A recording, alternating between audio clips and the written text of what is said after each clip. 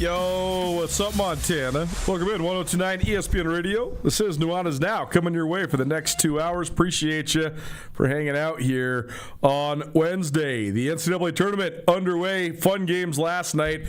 I loved the Maryland-Baltimore County Howard game. Those guys were just fighting their butts off to get into the round of 64. It's got to be such a weird mix of emotion, right? You win the game. You're sky high. And then you realize, oh, my God, we got to play Michigan. I shouldn't laugh, but I mean, it's just such a crazy draw. But you win, you're in, you get the NCAA tournament share. That was awesome. The next game was just a total rock fight. There's been this endless argument about what is the college basketball product right now. I think there's some small things they could do to improve it, but I thought last night's NC State-Texas game, I'm not going to say it's what's wrong with college basketball, but I mean, do you really? Maybe I'm just old. I don't know. But there was only two made two-pointers in the entire first half of that game. But it wasn't like either team was shooting the lights out. It was 30-29 at halftime.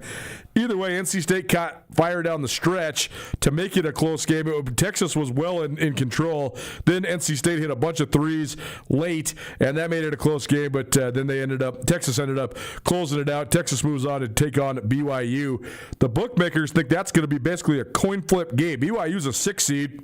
They got one of the best players in all of college basketball, but the Cougars only favored between 1.5 and 2.5 points in the first round against Texas, so that's certainly an interesting one. Ton to get to today. We're going to talk football right off the top. Our renewal of Inside the FCS, Samuel Akem will join us here in just a quick minute. Also, then a fun surprise guest, one of my good buddies from over the years, one of my classmates at the University of Montana. He has then worked in college athletics for years. He worked at Carroll College for a while. He's worked at Montana, but now he currently works at Idaho as an associate athletic director. He's from Montana, though, and he's swinging through, and he said, hey, I want to come see what's going on with you guys. I said, hey, let's come on the show. So he works at the University of Idaho. So Jarek Wolcott will join us about 4:30 to talk about the Idaho Vandals and the double dip. One team is in Oklahoma City. The other is in Norman, Oklahoma. Those are only about 30 minutes apart, so cool opportunity for the University of Idaho. So Jarek will give us sort of some insight into how both Vandals squads have built this up pretty darn quick. I mean, year 3 under Alex Pribble, year 2 under Arthur Marrera for the men's and women's teams respectively, and they're both in the big dance simultaneously, so pretty good deal for Idaho. That'll end the first hour. Then we're also going to talk some of the top 10 players in this NCAA tournament. I mentioned the outstanding player for BYU. That's A.J. DeBatsa. He is, he's one of the highest paid players in all of college basketball. He's the type of guy that if the rule didn't exist, where you have to go to college for a year, he's not going to college. He's probably going to be the National Player of the Year as a freshman. Leads the nation in scoring, 25.5 points per game. He also averages about 7 rebounds and 4 assists. He's 6'9" jumping jack. He's ridiculous. But we'll go through some of the other great players, some of the great guys to watch in this NCAA tournament. I got a list of about 10 to 15 guys, depending on how many we can get to. That'll start out hour number 2, and then we'll get to an old standby. He's been coming on the show this time of year to talk NCAA basketball for, I think, the last 5 years. His podcast went from sort of a passion project to one of the biggest college basketball podcasts that there is in the world. The College Basketball Experience, the host of the College Basketball Experience, Colby Dant, will join us here about 5:15. Usually we do our ESPN Roundtable right at the top of the hour, 5 o'clock hour on Wednesdays. But Colby is in Vegas. He's doing his pod from Vegas, and he just landed. I think right now is when he's supposed to be landing. So we're just letting him get to his hotel, get situated, et cetera, and then we'll call him, bring him in, and he'll have plenty of insight into the wide world of this 2026 NCAA tournament. So there you go. That's what's coming up. You want to stream the show? You always can. 1029ESPN.com. You can also always use the ESPN MT app, and you can always use Facebook and Twitch. Please subscribe to our YouTube channel and also subscribe to our podcast network. Let's talk some football. Nuanez Now, 102.9 ESPN Radio. Samuel Kim chiming in here like he will be doing for the next however long, but it's been going well, so we're going to keep on doing it. Sammy, a contributor at Skyline Sports as well as a aficionado when it comes to FCS football. What's up, man? How you doing? Thanks for being here. Been good, man. Things are going great in the life of the Akims. A lot of things going on right now. I don't want to necessarily say great, but my wife is on the mend right now. But we're gonna keep pushing forward. She's gonna be just all right.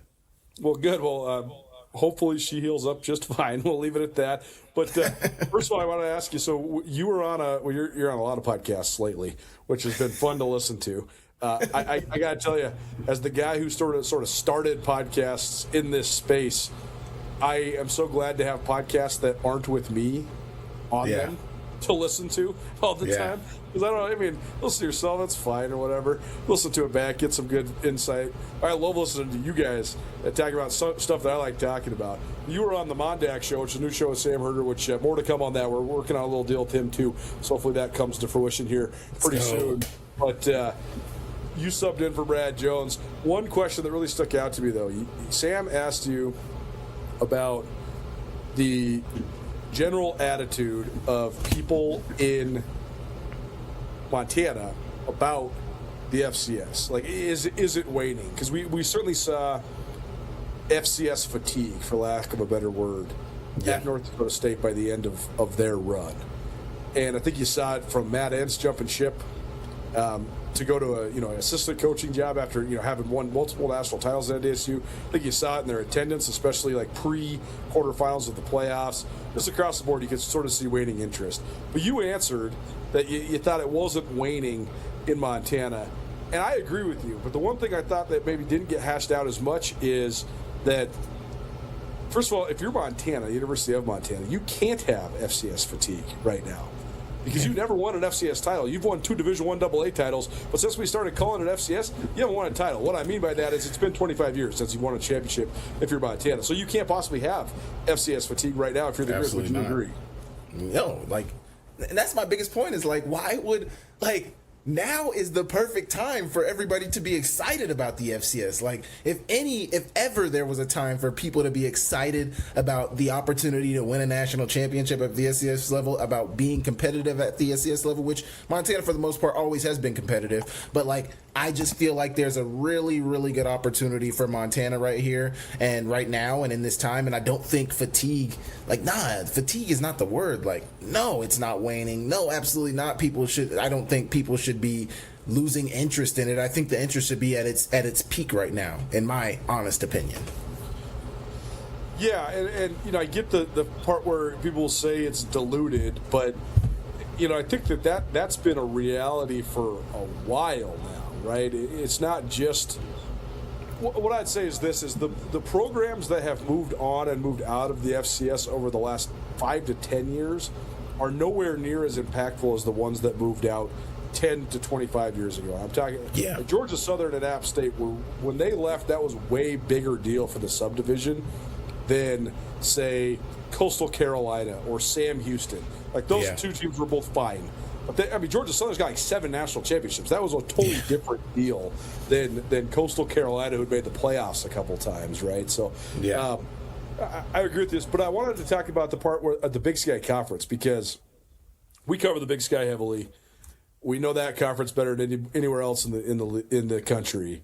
Yep. And it's been really fascinating to watch the evolution of the Big Sky. I think this next year is such a huge year for the Big Sky because you got new coaches at half the schools, right? Mm-hmm. There's 5 new head coaches, including at Montana, which is that's a job that doesn't come open that often. But you got new coaches at Portland State, Weber State, Cal Poly, Portland State. So that's half the league right there that are new coaches coming in. But the thing that I know there's been a lot of, I think there is fatigue from the Big Sky Conference. Yeah. For the Montana schools. And I think the number one reason of that is the way that people understand, or maybe lack of understanding of the way that it's all funded.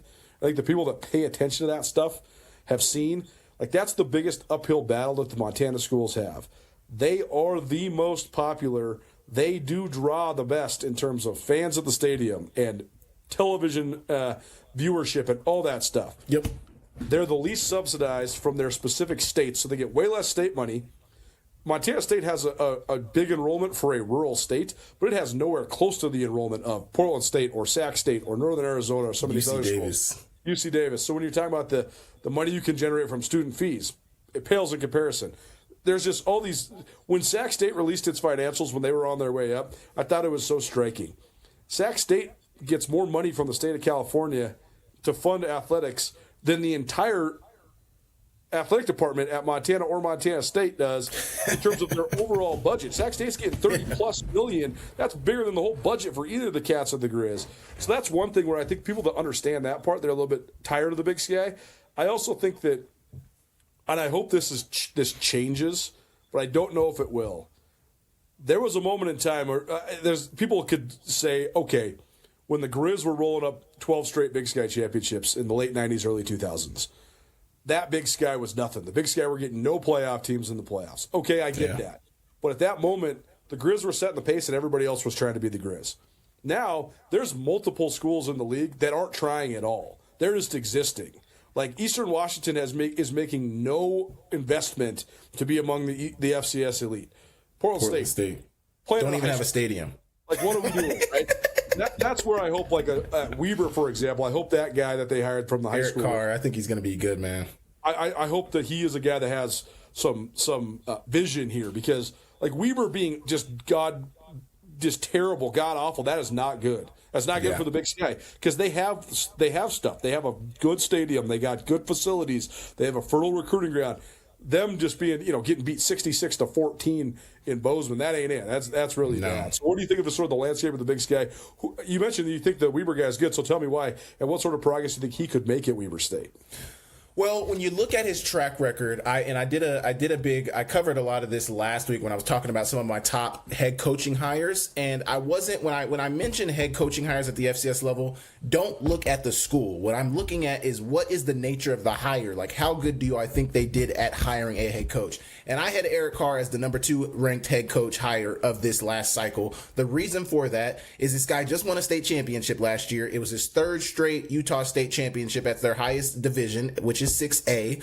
He also played in the inaugural overtime high school football state national championship. They lost, but he's had a ton of success in the state of Utah, and I think Utah does have a lot of good talent out there if you know what you're doing. And I think Eric Carr, we all know how important winning an in-state recruiting battle is. Now, is he going to beat out Utah? Absolutely not. Is he going to beat out Utah State? Probably not. But anybody else in the state that isn't getting looked at by Utah or Utah State, I feel like that should be for Weber State. And now you got your rival back into their conference with Southern Utah coming back. Now, I don't know if they have like a fertile rivalry or anything like that, but that's another school that you're going to be competing with for talent. And I think Eric Carr has the making of somebody who can win a lot of those jobs. I mean, when you think of the Corner Canyon school that he's coming from, I believe Jackson Dart went there. I believe Zach Wilson went there. I believe there's an offensive lineman from the Raiders who starts at guard. I think Jackson Powers or whatever his name is, he, I think, also went to Corner Canyon. So you can tell there's a lot of talent coming out of the state of Utah, who was coached by Eric Carr. I think he's going to be able to speak on that and talk about that. So I think that's a really good hire, not only for Weber State, but for the Big Sky Conference. And I think if he can get Weber State back where Jay Hill had them, I think the Big Sky will be, getting back into those good conversations that you're mentioning. And I think they'll give the Big Sky more validity. The Samuel Kim joining us here on 102.9 ESPN Radio. It's Nuanez Now. You can also stream us always on YouTube and Facebook and on Twitch. And you can also find us online, 1029ESPN.com. We are coming to you through the Grizzly Disposal Studio here at the Missoula Broadcasting Company. So what do you make of a high school coach making the jump, though? Because that used to be really common, and it's become completely uncommon. But I do think when you're at a powerhouse program, it's easier. I, for one, actually think that maybe high school guys should get more of a shot at transitioning, because I think that they maybe have the makeup better to run a program than maybe just like an ace coordinator. We've seen so many coordinators that can call plays that can't necessarily run an organization, whereas I think a high school coach sometimes can. What do you make of that? Are you worried of that at all when it comes to Weber State's hire? I don't know. I mean, I think it's situation dependent. Like in Eric Carr's position, he's getting hired at an in-state school that he also was a head coach for at a powerhouse school within that state. We both know how important the in-state recruiting battle is. And when you hire a coach like that, like imagine a Grady Bennett getting the head coaching job in Montana. Like he not only played at Montana, has coached in the state. His team he coaches at, I think, Kalispell's got to be, if not the biggest, top 3 biggest school in the state. They're extremely competitive. Their coaching staff is like, dude, they have 2 coaches for every position at Glacier High School. I mean, imagine him getting the head coaching job at Montana. Not only do the players want to play for him, he understands the state, he understands where to go get the talent from, all that stuff. Like, I think it's situational dependent. But I think in a situation like a Grady Bennett potentially getting a Montana job, or like a Eric Carr getting a job at Weber State, I think those are situations that can be very, very fruitful. Now, if you're hiring a coach from like Texas to come up to Montana, a high school coach from like Texas to come up to Montana, will they see the same level of success? Not necessarily, because I think what's heavily dependent on their success or lack thereof is their understanding of the market that they're in. And I think Eric Carr is in a position where he understands the market that he's in, so he's going to know how to be successful. Now, I'm heavily talking about the recruiting, but there's a whole other side of this coaching that comes into the equation. How well are you able to motivate your players? Are they buying into your message? What is your training regimen? What is your training camp? What does your offseason look like? All of that, I think, plays into it. But also, I think as a head coach at the high school level, you have to have a facet of that to be successful. So, I don't know why more coaches aren't going to the high school level, especially if they're coming from a powerhouse like Corner Canyon. It's interesting to think of through the Montana lens, right? Because you just mentioned all the things that go into a head coach being a slam dunk. And I've thought about this with Brent Vigen, because he is unquestionably right now the best head coach in the Big Sky Conference. In the country, maybe. I mean, right. I mean, he's got a national championship. He's won National Coach of the Year. He's won 3 Big Sky titles in 4 seasons. I mean, what else do you want from the guy? I mean, he's basically winning at like an 85% clip right now. Yeah. But I've thought about what puts him over the top. Is he the most motivational guy? I think he's motivating, but I don't think he's. I've heard him speak a little bit. I think he. Oh, he's a good motivator for sure. Yeah, but that's not the thing that puts him over the top. Is he the greatest recruiter in the country? He's a very good recruiter. That's not the thing that puts him over the top. To me, what makes him so outstanding, and this is why I think he translates to any level of football you want to put him at, it is the transparency and self-awareness that he operates his program with. They've never had a problem that he didn't address. That's why it's so fun to cover them, because we can say all sorts of pieces of analysis, whether we're praising them or criticizing them, and guess what? None of it's a secret to them. They're not in denial of any of it. They absolutely know it, and he'll talk about it, right? Everything that we've ever talked about, that's a weakness, that's a weakness, that's a weakness. Boom. They're already in the midst of changing it, and I think that's the thing that puts them over the top. Yeah, absolutely. I mean, transparency and understanding, he's understanding of his situation and where he is and where he's weak at. You're completely right with what you said. Like, you just got to understand yourself and know yourself. And really, it's something that I think Coach Houck said a lot, but I don't think he did a lot of times. Is like, he's like, I got to look in the mirror and I got to be honest with myself and I got to say I didn't do well enough. And I think Coach Houck always said that, but I don't know if we always saw that. I think with Coach Vigen, he might not always voice it, but you see it. You can see it, so you don't need to hear it all the time. Samuel Campbell on Nuanez Now, 102.9 ESPN Radio. That in itself is such a fascinating point, too, right? I was thinking about this the other day because they were posting a bunch of videos from the Champion Center. And I was thinking about how the vast majority, do they have the Champion Center when you were first recruited to Montana? No, they did not. They got it in 2017, so after my freshman year. Yeah, it opened. Okay. So the vast majority of recruiting classes that have been recruited to Montana since the Champion Center opened were recruited by Bobby Houck over these last 8 years. I'm unsure how much. I mean, they certainly used it in recruiting, but what we're getting at here is that the key to being a successful head coach is maximizing the advantages that you have as a football program and a school, and then minimizing the disadvantages. Right? They didn't even take me to the locker room when I was on my official visit. Exactly.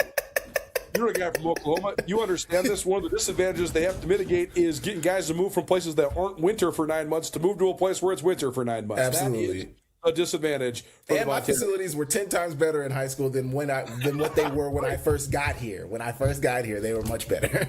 That's what I'm getting at is Coach Houck's teams, when they were grinding in that terrible old dingy weight room, they were better. Yeah. And stronger because it fit his personality more, right? Mm-hmm. Like that's the thing I think has been the disconnect is Bobby Houck's teams were always well prepared. They were always tough. They always played hard. They were always, all the things you could say about the things that were his strengths as a coach, he still had that. He didn't lose any of that. It was all about that he didn't want to be the guy that was recruiting slick, look at me type of players that love being stars and getting praise and playing on the biggest stage and playing in the biggest arena and like all that stuff was not what he was about. And I think a lot of Grizz fans actually like that.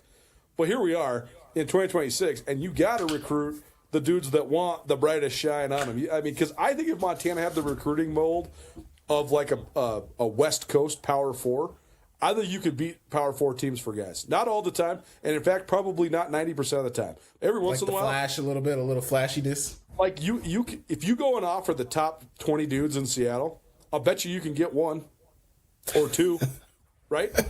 And then all of a sudden, who do you got? You might have Isaiah Fonse, or you might have whoever it might be. You know what I mean? Like Choate used to do this. Choate used to go throw it at the wall and say, okay, every dude that has a UW offer, let's go recruit him. And we'll get 3 out of 20. But guess what? Then we have relationships with 20 out of 20. And when that guy can't hack it at UW, Amandre Williams, come on over and play for me. Jason Skripos, I'm ready for you. And they got all these dudes that had started their careers at UW that came and played at Montana State. So I don't know. I think if you use that as an advantage. So what sort of transition do you think that would be for Bobby Kennedy to recruit that way, to recruit sort of the glitz and the glam that exists at Montana? I don't know. I think it's obviously a strategy change because I think he has been putting a lot of eggs in the Montana basket. I don't think we've got to see really how their out-of-state recruiting looks under Bobby Kennedy so much yet. But I think I don't think it's a tough change. I mean, that's the thing is I don't understand what the method is to recruitment, and I don't really understand what these coaches go like where. I don't have their recruiting board in front of me, so I don't know what their targets are and what they're looking at. But I don't think it'd be a hard change to make. I mean, what you just said to me sounds great. Like, hey, if they got a UW offer, they should get an offer from us. If they got a Wazoo offer, they should get an offer from us. If they got a Fresno offer, they should certainly get an offer from us. I mean, like, I don't know why. I don't know why that wouldn't be the play for them. But that definitely seems like an easy switch to make. I mean, you got guys recruiting those areas. I know you're sending people over there. Maybe they know if they're a UW guy, hey, they're probably untouchable. They're going UW instead of us. Well, who says they weren't? And then also, too, I think you got to reinvigorate the social media team. I think Coach Kennedy has been doing a phenomenal job, but I don't think it can be on him. I think it also has to be on the university. Like, you have to make the switches to do photo shoots. I mean, the photo shoots they do with the guys are cool, but, like, I don't know. You might have to spend a little money on some props and stuff like that and maybe get a chair. And like, I mean, what you're talking about is like you want it to be a little bit more flashy. And to do that, you're going to have to spend a little bit of money on the recruiting when you bring guys into trips. Now, I'm not talking Texas level where you got Lamborghinis lined up outside of the school because that's just not going to work. But there's things that you can do to show kind of the flash of the university. You do have nice facilities. You do have nice locker rooms. I don't know. I don't know. And I think it has to be a full culture change to some extent. Like, you can't just do it for the recruits. And then when they get here, they're like, oh, it's nothing like how it was on my recruiting visit. I think it kind of has to be a part of the culture as well to make a kind of flashy type change. And I think that's a big change to make when you're switching over from a Bobby Houck led football team for so long. The fact that they're an offensive minded team now, though, does that help? Absolutely. Absolutely. Your best players are your offensive stars. Your quarterback is an offensive guy. Yeah.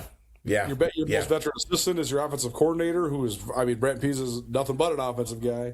Yeah. I think it helps. But also, too, it doesn't help that a lot of these guys are older. Like, Brent Pease doesn't give a damn about any of that. He's totally. But I just think it's as easy as this. When's the last time a guy was recruited to Montana by saying, hey, come here and score touchdowns and celebrate in front of the north end zone? Like, it's been a decade since a guy was recruited like that. Yeah. Come here and ball. Come here and, like, we'll put your name on the billboard, whatever. Like that just doesn't matter if he gives a damn about it or not. He can tell a guy, hey, here's how we're going to score with you. Like that's how they got Wortham. Yes, that's how they got Michael Wortham. He said, here's all the ways we're going to score with you. So maybe they have been doing it to a certain extent, but I've always just thought Montana needs to be like a baller program. Like you need to recruit ballers that want to come and feel the Coliseum, be in the midst of the Washington Grizzly Stadium, and let that be one of the things that drives you to Missoula. So much too, though, about getting those top recruits. I feel like now, and so much about getting those top recruits now is about what are you going to do for me? Like what can you do for me? How much can I make in NIL, and how much this and that? And I don't think that's necessarily a huge problem at the FCS level, because in my opinion, if you're a guy who is getting any type of FCS offer, you should not be asking for dollar amounts. You should come expecting to work hard and ball out. And when the money comes, because it will, that's when you take it in stride, and whatever you can get, you can get. But I don't know. I just think it's a different landscape these days. But no, you're 100% correct with what you said, Brent. Like the way Brent Pease got Marco Wortham to come here, that should be the play. That should be the play. Samuel Kim here on Nuanez Now, 102.9 ESPN Radio. Also on SWX Montana Television and the ESPN MT app. So it's been clear.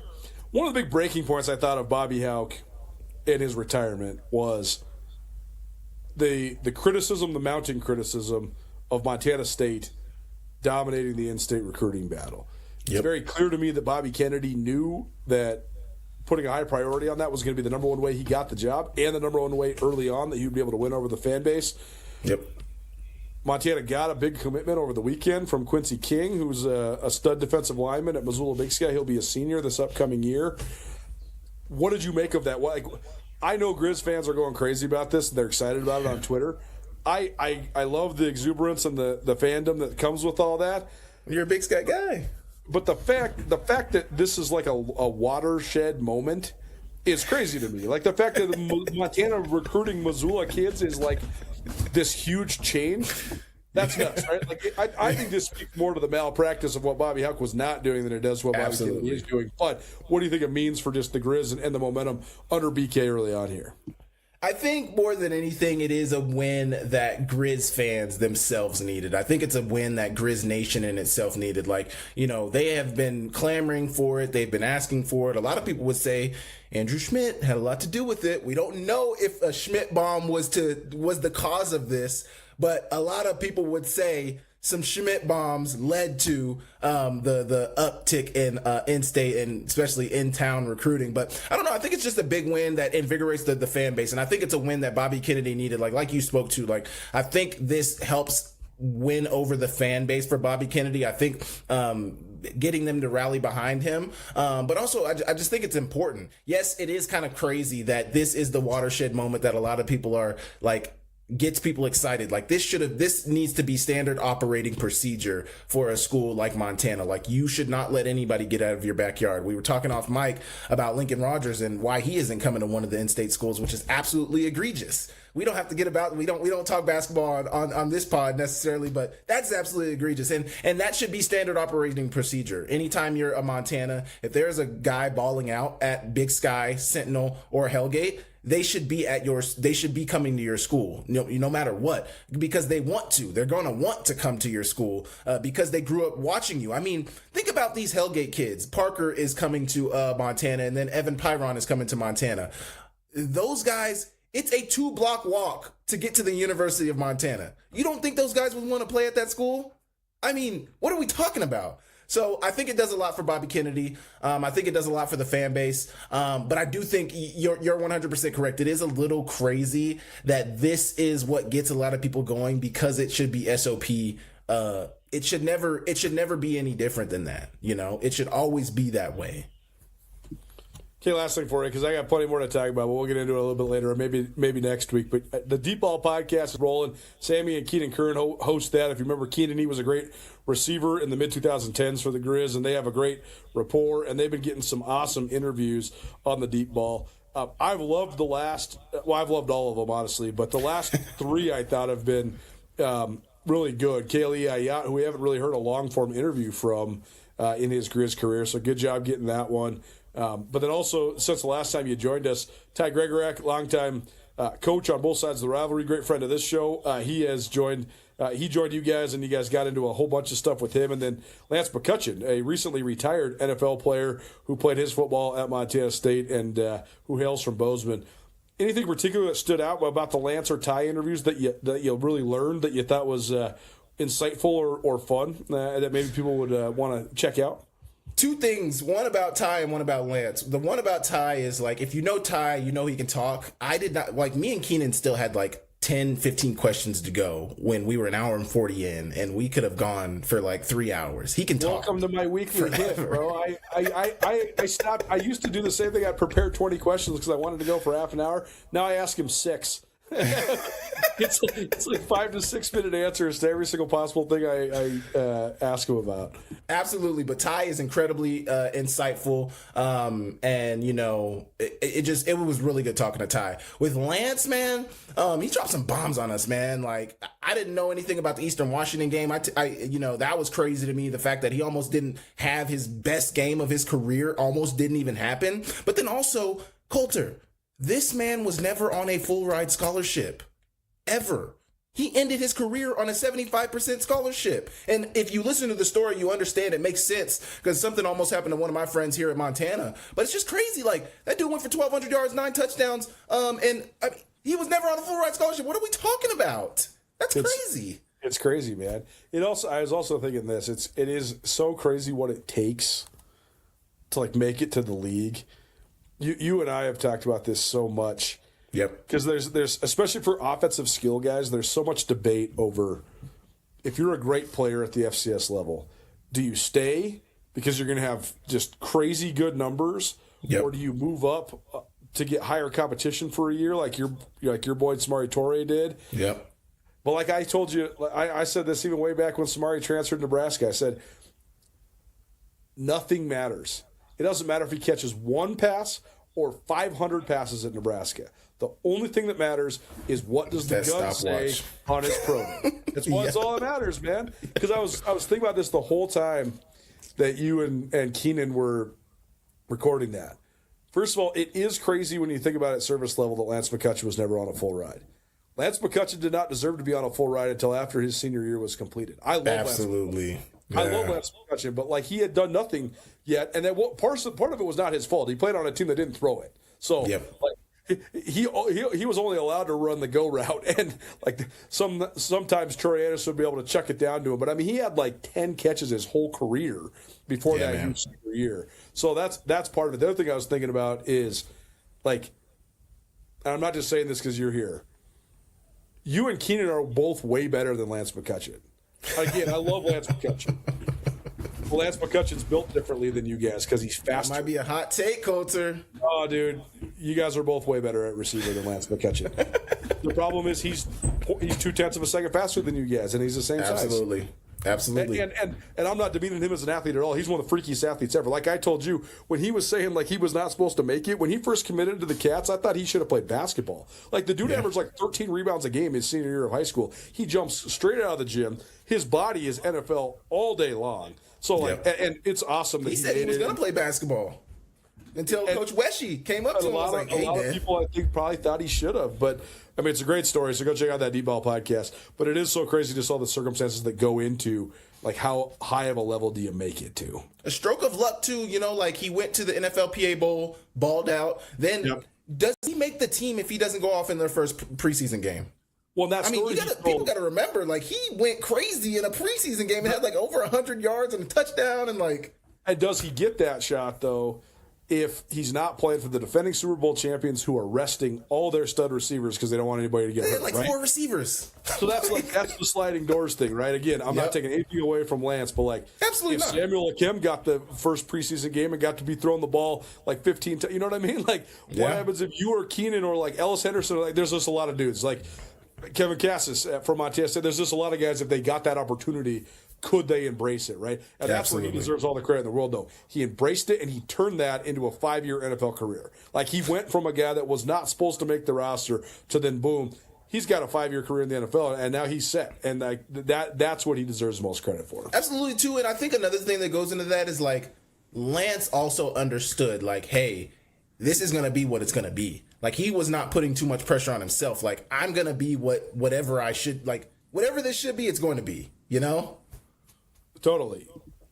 And so go check that out on the Deep Ball podcast. It's a really fun interview. And again, congratulations to Lance McCutcheon for his awesome career, and good job by Keenan and Sammy for tracking him down and rehashing some of that career. Absolutely. You can find Sammy each week here on Nuanez Now 102.9 ESPN Radio, and you can also find us on YouTube as well. Appreciate you being here, man. Good to see you.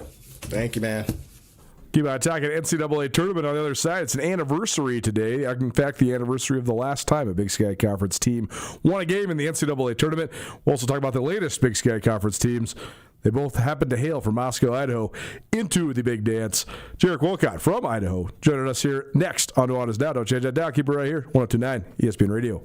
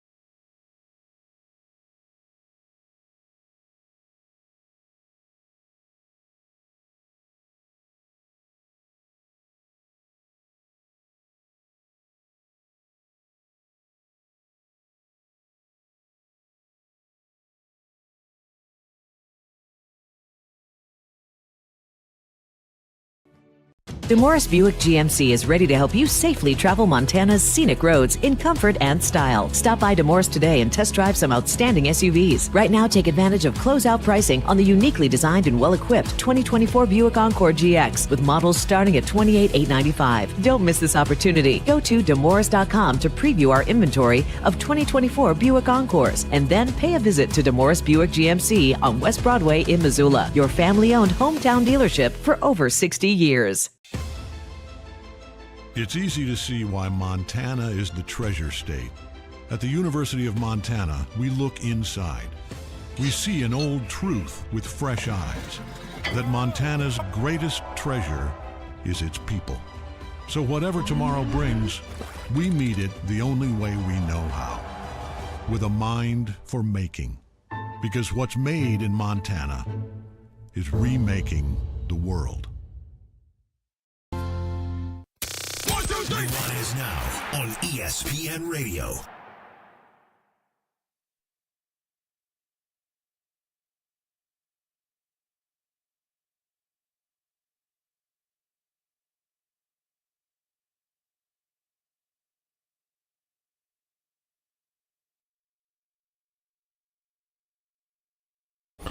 Well, spur of the moment stuff.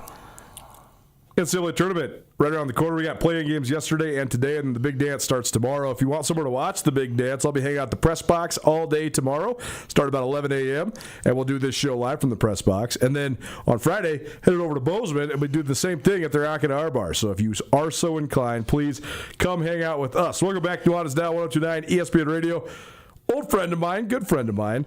He works at the University of Idaho, and he said, I'm on my way through town. He wants some insight on the Vandals. I'll swing by. So Jarek Wolcott joining us here in studio. What's up, buddy? Thanks for being here. Oh, man, I'm happy to be here. We need a little stretch our legs break. It's kind of the halfway point between Moscow and Geyser, Montana, home of the great Kohler family, my in-laws. So we're excited. I also had to, make sure the camera could see my Libby Lager shirt here, the hometown Libby. So, no, excited to be here. Yeah, well, Denton Geyser Stanford Geraldine, they won the state championship Class C girls basketball. I believe for the Geyser community, it's their first state title in basketball, so pretty cool. I think Denton, Stanford, and Geyser were all missing it. Geraldine had one way back in the late 1980s, but pretty cool for those small towns to rally.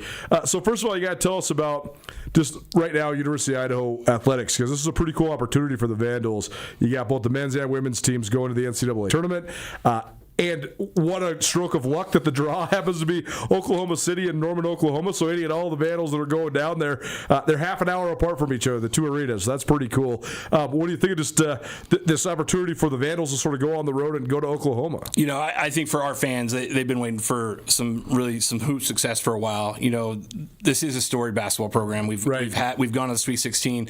We've had Tara Vanderveer, Don Munson on both sides. Like we've done some pretty awesome things on the hoop side, but it's really exciting to see both these teams go into the tournament for the first time ever, to see that success. And these staffs, these student athletes, they deserve it. They've been working their tail off, and it's just been a really fun ride. And we knew the women were the favorites going into the tournament, but I think anybody that knows Big Sky Hoops this year knows that anybody could have won that men's side. No doubt. 1 through 9, and I think obviously that was proven with the Vandals coming in at, I think, the 7th seed and went in to win that. So really excited for Coach Pribble and really excited for Coach Moreira and the things that they built. I feel like it's really exciting for our fans. Well, Don Monson has been a big talking point because his son Dan is the head coach at Eastern Washington. You had the Eastern Washington-Idaho matchup in the semis, which Idaho obviously won. But Alex Pribble talked about Don Monson in his postgame press conference, 3 wins in a row.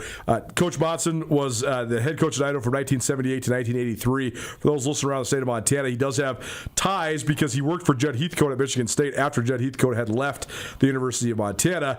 Those two remained best friends. I mean, I think they were best friends until they died in their 90s, living in Spokane. So pretty cool. But I thought it was pretty neat that Coach Pribble has gone out of his way to acknowledge Coach Monson and the impact he had on the program, and they've done a lot of stuff to honor him. I know you were a part of that, working in marketing there at University of Idaho. So I just love when young coaches understand the history of a place. It seems like Alex Pribble really does. And I think that's what makes Coach Pribble really great, is that he really makes sure that these young men kind of understand the history. They understand what makes a program great. And, that the University of Idaho has reached the top of this mountain before, as far as an NCAA Sweet 16 bid, which is, I think, as far as any Big Sky team's ever gone. Yep. So Idaho and Montana, the only two. Yeah. So having that kind of history to put that into play and try to get back to that position, I think that's what's really exciting. And Coach Monson, we took the opportunity. He passed away this last fall, and took the opportunity when we played Eastern and invited the entire family down, the Monson family, and just to have him. Coach Dan and his mom and everybody that can make it. I think we had about 20 family members, and then former players and a lot of community members that came in, and we made a special patch for the jerseys. So both teams in that wore the jerseys. We also sent them to the high schools. So both of the high schools that he coached at, Pasco High and Cheney High, wore the jerseys. And then we again also sent them to the University of Oregon, and they wore them in their senior night game on FS1, and made another ball presentation that is going to go back to the family. So it was an opportunity for us to really rally around that family and make sure that they knew what they meant to our program. And Coach Pribble was really excited about that and really supportive, and it was a lot of effort from our staff, and got that done. Well, super cool. Jarek Wolcott, University of Idaho, joining us here on Nuanez Now. Vandals playing the NCAA tournament both on the men's and women's women's sides. You guys have a pretty new basketball arena that's as cool as a basketball arena you will find truly in the country. It's been getting a lot of love on social media this week because I think everybody that knew, but a lot of people maybe didn't know. They start looking up, all the different seeds in the NCAA, and the pictures of the new arena sort of went viral, which is pretty cool. How much impact do you think that's had on the success of the basketball programs? I think it's vital. Facilities are really important, and I think that's being kind of driven down the priority list a little bit by NIL and making sure that players don't mind playing in an average gym as long as they're getting paid a little bit more. So, right. But it is important, and it has been a key part of our recruiting process. And we haven't had a shortage of great players, but I don't think we've had a great team on both sides until this. So, the arena is about 5 years old, and I've got the chance. I started the year we opened it, and so I've been to nearly every basketball game at the arena, and it's just a beautiful place to watch a game. And you could have 900 fans there, and it feels full, or you could have 4,200, and it's rocking and rolling. And so it's a really special place. Our community deserves it. And the Kibbe was a great place to watch a basketball game. Cowan Spectrum was unbelievable. We had a great environment there. But this is really special. And you look at like GFED, that for people that look at sports social media, and he goes and does tour, he breaks into arenas and stuff. But he did the ranking of all the mid-major arenas, and the Palestra from Penn obviously took the top spot because of the historic connotations. But ours was like a close second, and so it's a pretty cool venue to be a part of, and just the way that they did it. I think they spent probably an extra $10 million to make it a special, iconic venue. Well, on the men's side, I know men's basketball, when Idaho first rejoined the Big Sky in all the sports besides football in 2014, Don Verlin had it rolling a little bit. Those teams were pretty good. Won some conference tournament games. They had the sort of pseudo rivalry with the Grizz. They had some great in-season battles. The last year in Reno, I think everybody sort of expected it to be Montana versus Idaho, and then the Vandals got bounced by Southern Utah. That was back in the day when Southern Utah was the bracket buster, it seemed like, every single year at the Big Sky tournament. But then that sort of went away, and Coach Verlin was fired amongst sort of a myriad of controversy. And then it was sort of a dormant program, but Pribble has come in and really done a great job rebuilding it. Why? What do you think have been the key factors? What has helped him sort of get this thing back on track for Idaho? I think just the character of the program, the character of the young man. He didn't come in to build this thing. He didn't come in and get a ton of, JC guys, a ton of, transfer guys. He did just the nature of the beast now. He did get transfer guys, but these are guys that have been here for 2 or 3 years and really kind of settled into the program, and they love Moscow. That you got 5 Idaho kids. Right. We haven't had 5 Idaho kids in our lineup since 1975, I think. So you're talking about 50 years since we've had 5 guys on our roster that are from the state of Idaho. There's good basketball being played in Idaho, and there's great players, and we want to get the best players that we can that are going to help us win a championship. And those guys have all kind of showed the way. And you look at the championship, or you look at the season. You got Jack Payne and Colton Mitchell that they've been kind of stalwarts throughout the season. But you get Brody Roberry launching threes. I think our other good friend Bill Orem said that he had a tweet where he said that he's a ready-made March Madness legend. Question. If he just starts launching three, he's got he's 6'11" with a bald spot and just a big dude, and he's fun to watch. But he cares, and he was excited to play in front of his home fans in Boise. He's from Meridian, and to go and win a championship in front of his friends and family, it meant a lot to him, and it meant a lot to all of our guys. Well, how about that a little bit? Because I tweeted this before the game started against Montana, but I said this is actually the Big Sky's dream come true, is to have Montana and/or Montana State versus Idaho in the Big Sky Championship in Boise. And it's more than even if it's Montana versus Montana State, because there's so many Vandals in Boise. I mean, I bet you they sold more just man off the street tickets than ever, because there's just people that are. It's a haul to get to Boise from Bozeman or Missoula. But if you just live in and around Boise, you just say, "Oh, I'll go pay my $20 to go sit in the stands." And it was a rocking environment there for the Big Sky title game. So that was pretty cool. But it seems like those guys really leaned into it too. I know Brody Roberry had a bunch of guys in the stands. Colton Mitchell did too. So a pretty cool atmosphere that helped sort of lift Idaho up. Yeah, and I think that was part of our strategy this year. Is we went and played. We played Boise State in Idaho Central in a exhibition game before the season. We went and played a Thanksgiving tournament in Boise for that, and played 2 good games, and our guys felt comfortable there because they all played there, and it was a great environment. And again, how many kids that these guys went to school with that are like, oh man, I'll go spend $20 and go watch Brody play, or Jack Payne play, and Jackson Rasmussen again, like. He was the freshman of the year, but I think he might have deserved more than that, in the conference. And he's a great player. But again, you look at what Isaiah Brickner did. He's a California kid, but he's been in the program for 3 years now, and he loves being a Vandal, and he loves this place, and it's really something that's exciting.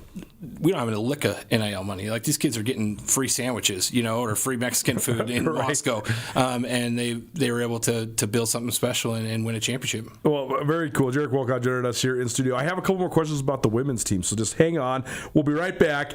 Just pay one more set of bills here, but then I want to ask about Arthur Marrera, because I think this guy is next level, top level type of coach, and 29 wins doesn't lie. So we'll preview the Idaho women's game against Oklahoma on the other side. Don't you hit that dial. Keep it right here. It's Nuanez Now, 102.9 ESPN Radio.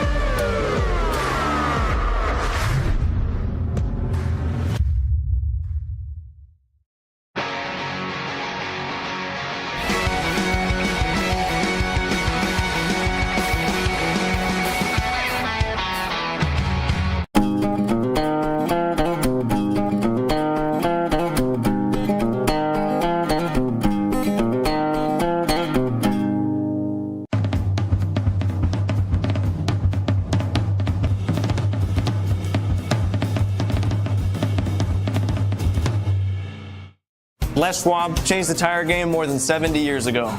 Today, we still believe you should get more from less. Like more hustle, less hassle. More of the best service around, less of the runaround. Because we include America's best tire warranty in every tire we sell. So you get more unbeatable warranty, less charging you extra. It's why we're more than proud to say, you get more from less.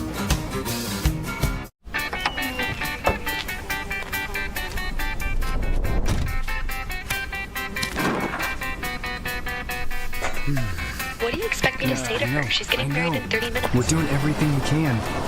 John, can you hear me? John.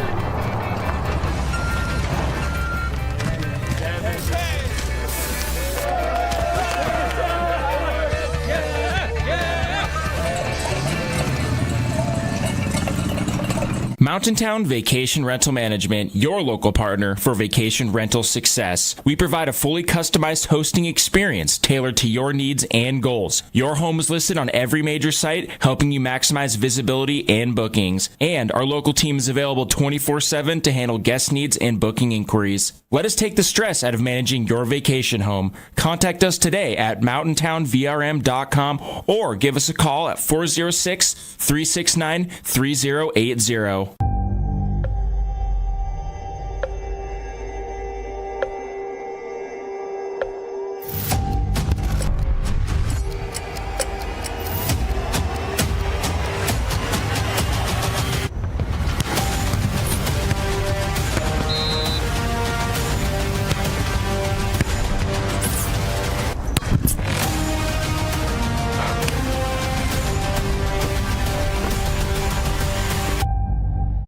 Coolest hotspot. It's Nuanez Now on 102.9 ESPN Missoula.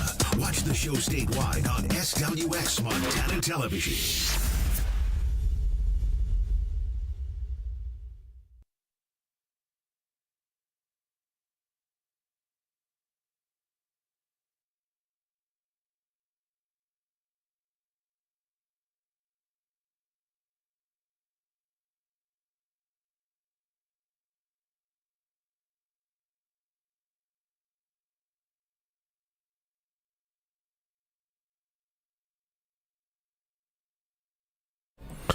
Welcome back. 102.9 ESPN Radio. You're listening to Nuanez Now, coming to you through the Grizzly Disposal studio here at the Missoula Broadcasting Company. Grizzly Disposal, locally owned, veteran-owned, and the only Bears that should be in your garbage. It's a Wednesday.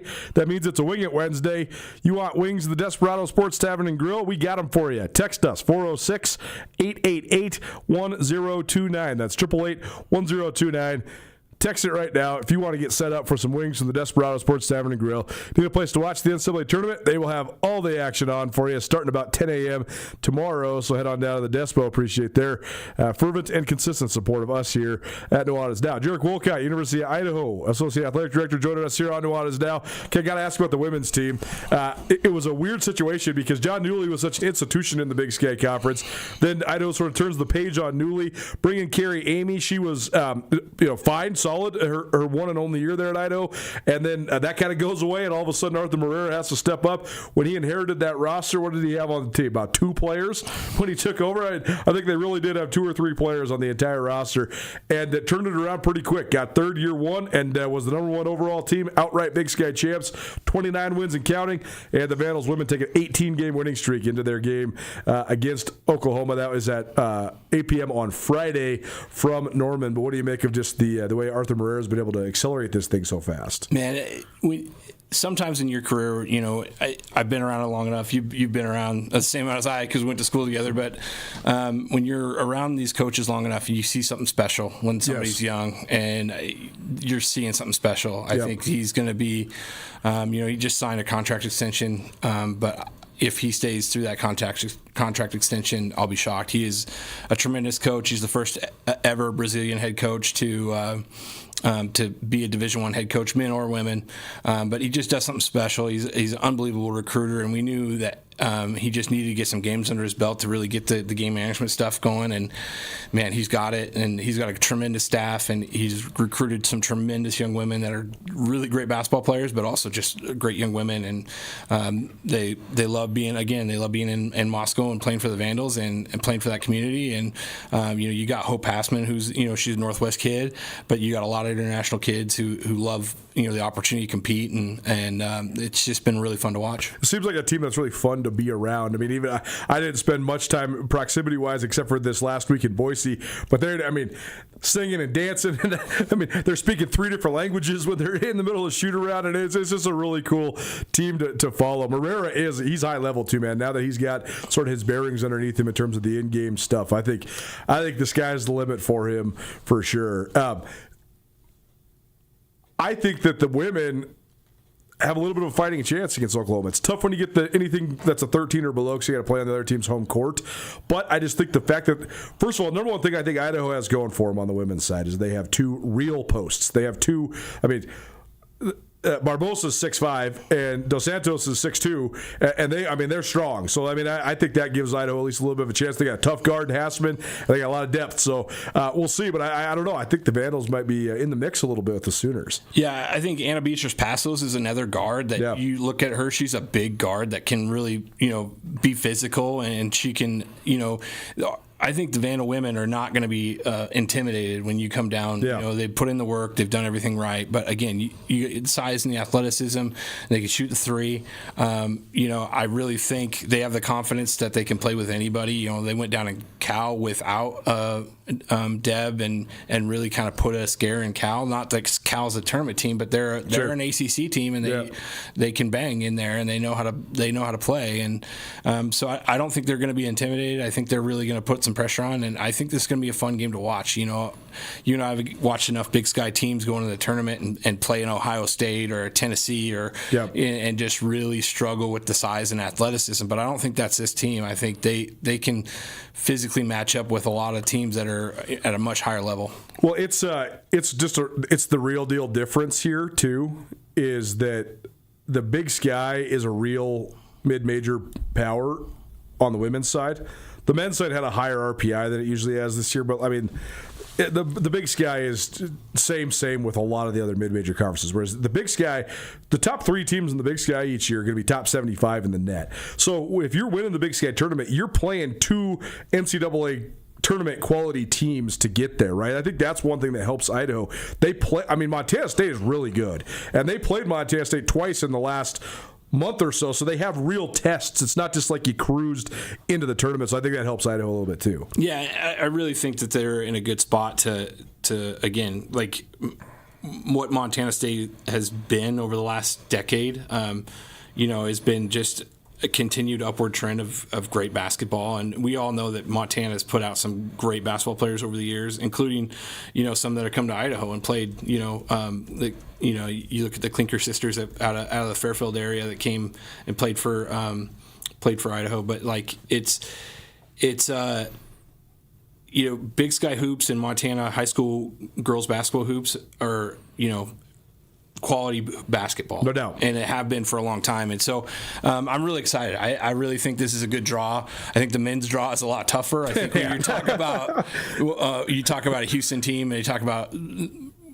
a program just physical, athletic, tough. I mean, nobody can score on Houston, so I don't know how the Big Sky team is going to score on Houston. It's just a tough draw. I think the 3-pointer is going to have to fall for the Vandals on the men's side, but I think the women can really go in there and compete athletically and size wise.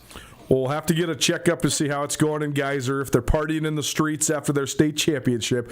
But we'll let you get on the road. Yeah, I just want one more shout out. It's my 9-year-old. It's Holland's birthday. Oh yeah, happy birthday, buddy! They're waiting in the car for me right now. But happy birthday, Holland, and excited for you. Appreciate you. So thanks, Colter, for having me on. Of course, man. Jarek Wolcott, University of Idaho, joining us here on Nuanez Now, 102.9 ESPN Radio. Hour 1 of the books, hour 2 coming at you. We'll keep on talking NCAA tournament. I got 10 players that I got my eye on. Plus, we'll hear from Colby Dant from the College Basketball Experience. He'll give us his lay of the land here on the other side. Don't change it down. Hour number 2 coming at you. It's Nuanez Now, ESPN Radio.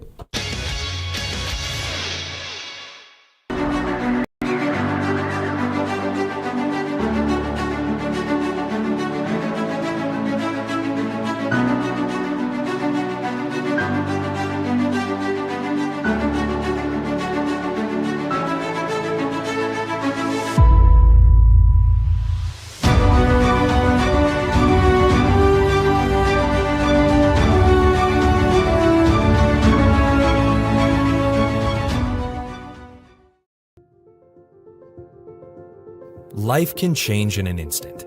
If you've been hurt in an accident, suffered from medical negligence, or are facing criminal charges, you don't have to face it alone. At Ryan Miller & Coburn, we're here to listen and fight for you.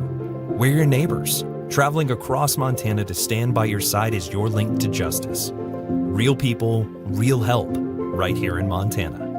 Ryan Miller & Coburn, your Montana attorneys. DeMorris Buick GMC is ready to help you safely travel Montana's scenic roads in comfort and style. Stop by DeMorris today and test drive some outstanding SUVs. Right now, take advantage of closeout pricing on the exceptionally designed 2024 Buick Envision with models starting at $39,795. Don't miss this opportunity. Go to DeMorris.com to preview our inventory of 2024 Buick Envisions and then pay a visit to DeMorris Buick GMC on West Broadway in Missoula, your family-owned hometown dealership for over 60 years.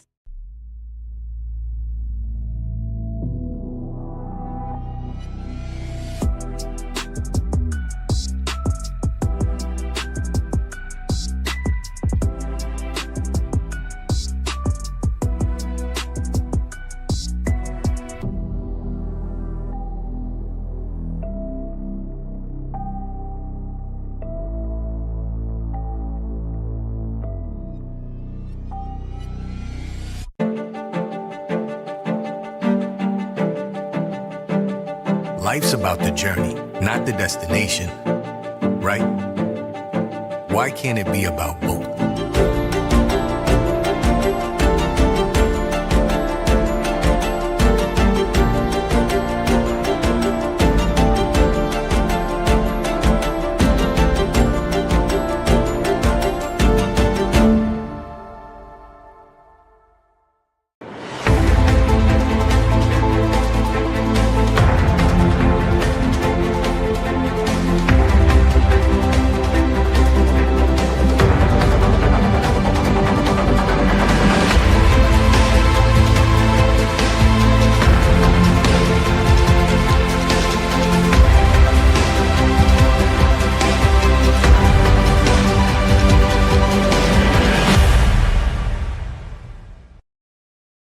Montana's veterans answered the call. Now, our veteran service officers are here to answer theirs. Whether it's filing a claim, accessing healthcare, or navigating earned benefits, you're not alone. Our VSOs provide expert guidance at absolutely no cost to you. You served our nation. Let us serve you. Visit your local VSO today. For more information, go to veterans.mt.gov. Montana Serving Veterans. Brought to you by Montana Veteran Affairs Division and this station. ESPN Radio for Western Montana, KKVU HD3 Stevensville, and 102.9 FM on K275BS Missoula. ESPN Missoula Sports Center. A pair of three-peats were denied on Saturday, while three more teams capped undefeated seasons. Hello, I am Hayden Smith. At the Class AA Girls Basketball Tournament in Billings, Jada Davis and the Gallatin Raptors completed an unforgettable run with a resounding 58-41 win over Billings West. The Raptors finished the season 22-0 to repeat as AA state champions, marking the first time a AA girls team has repeated since Helena High won 3 straight from 2017 to 2019. Davis, who's headed to Eastern Washington next season, finished with a game-high 25 points. In the Class A Girls State Tournament, Havre pulled an upset to reestablish their dynasty. The Blue Ponies held two-time defending state champions Billings Central to 22% shooting and 28 points overall on the way to a 52-28 win to deny the Rams a three-peat. The state title is the 6th in the last 9 years for Havre. In Class A Boys, Billings Central won for the 16th straight time as the Rams routed Dillon 70-40, earning the 4th state title in boys hoops in school history and denying the Beavers a three-peat. In Class B, Lodgegrass is the only boys basketball team in Montana to finish undefeated as the Indians raced to a 69-48 win over Harlem in front of a near-sellout crowd at Brick Breeden Fieldhouse. Class B girls saw Madison O'Connor drop 39 points for Baker on the way to a win over Malta for Baker's 2nd state title in 3 seasons. In Class C girls hoops, Denton Geyser Stanford Geraldine outlasted Circle 64-57 in overtime to cap an undefeated campaign. This is Nuanez Now on 102.9 ESPN Radio Missoula.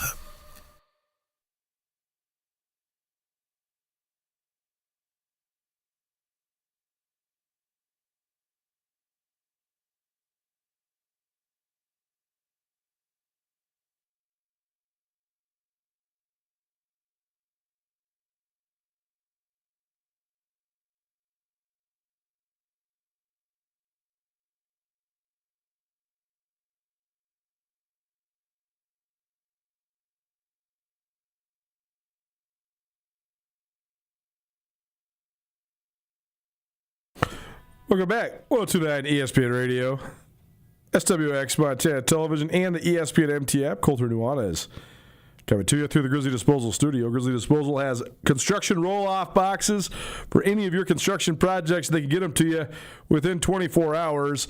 Don't wait days or even weeks. Grizzly Disposal can get them to you fast. Need a construction roll-off box? Visit grizzlydisposal.com or call 406-541-7171. That's 406-541-7171.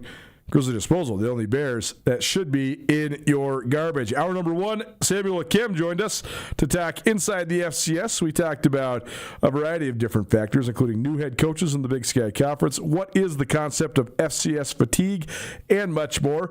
We also heard from Jarrett Wolcott. He's an associate athletic director at the University of Idaho and a longtime friend of mine. We went to school here at the University of Montana. Heck, crazy to say, but about 20 years ago. But he's a Montana guy. He's just been working over there in Moscow. He's helped us expand our presence there to cover the University of Idaho pretty heavily, which is fun. But, of course, the Vandals headed to the NCAA tournament in both men's and women's basketball, so we got some insight from the ground floor of their athletic department there from Jarek. And we also gave you some wings to the Desperado Sports Tavern and Grill. So, if you missed anything in the show so far, you can always find it on the Nuanez Now podcast. Please rate, review, subscribe, all that good stuff. The Nuanez Now podcast is available on all your various podcast hosting platforms. NCAA tournament talk coming your way here for the ESPN Roundtable. Colby Dant from the College Basketball Experience will join us here whenever he gets settled in. He's traveling. He's doing his College Basketball Experience podcast all week long in Vegas, which is super cool, super fun.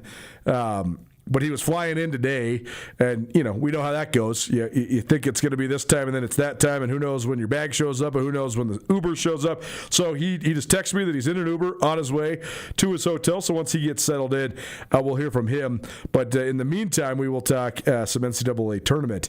A couple news briefs for you on the Montana note.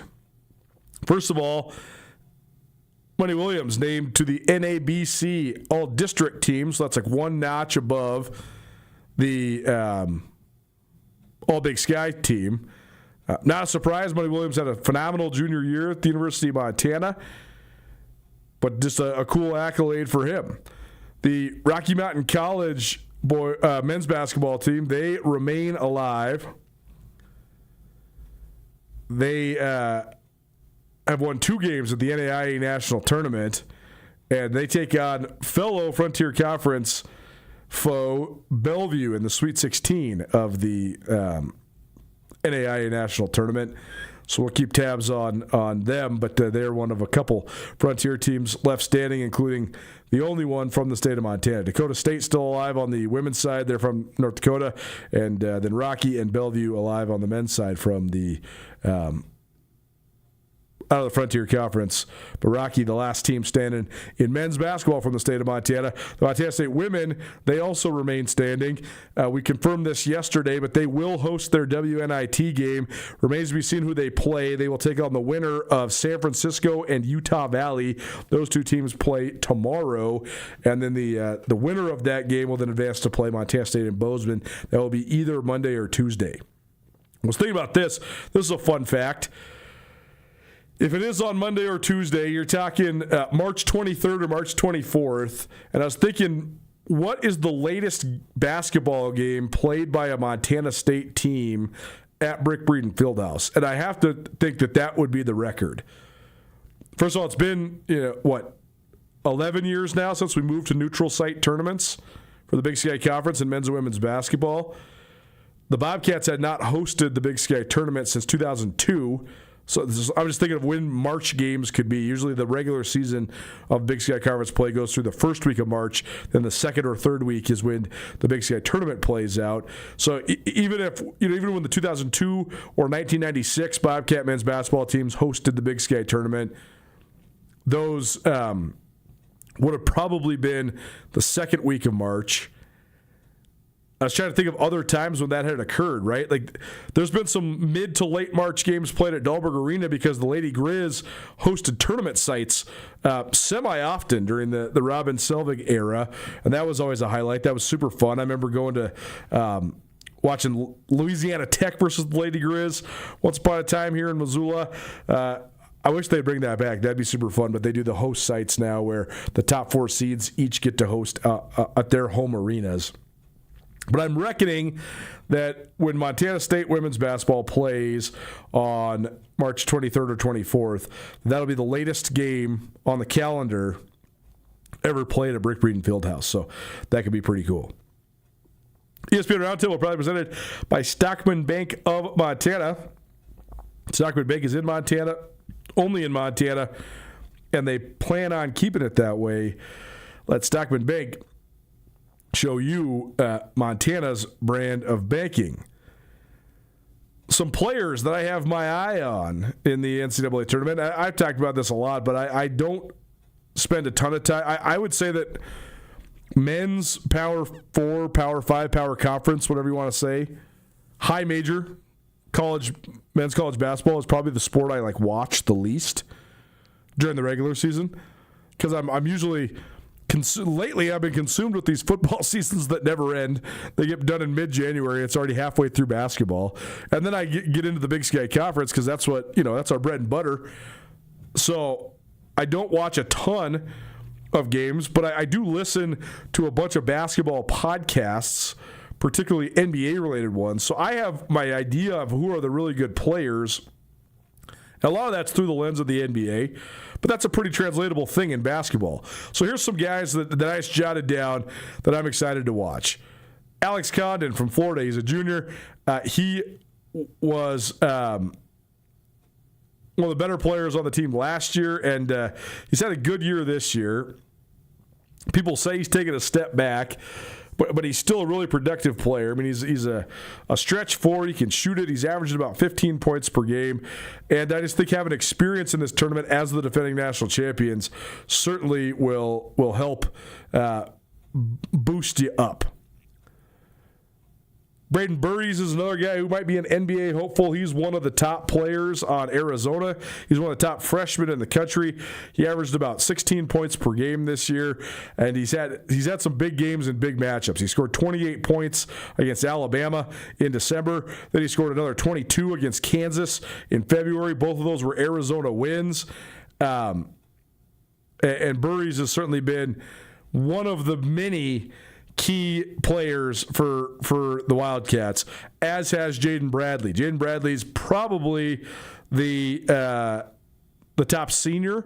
Like, you'd probably say he's the leader of Arizona. He was the Big 12 Player of the Year. If you watch the Big 12 tournament, Jaden Bradley's the guy who hit the game-winning shot against Iowa State. And he's kind of just one of those guys where you say, who's the heart and soul of this Arizona team? It's Jaden Bradley. So I think he's certainly one to watch as well. I mean, the odds makers have Arizona as the overwhelming favorite. I think Arizona's the favorite, but I think that Duke, Michigan, Florida, Houston, I think all those teams can make a run. Iowa State could be right there too. I mean, UConn, how are you going to bet against the Hurleys, given all the success they've had in the tournament over the years?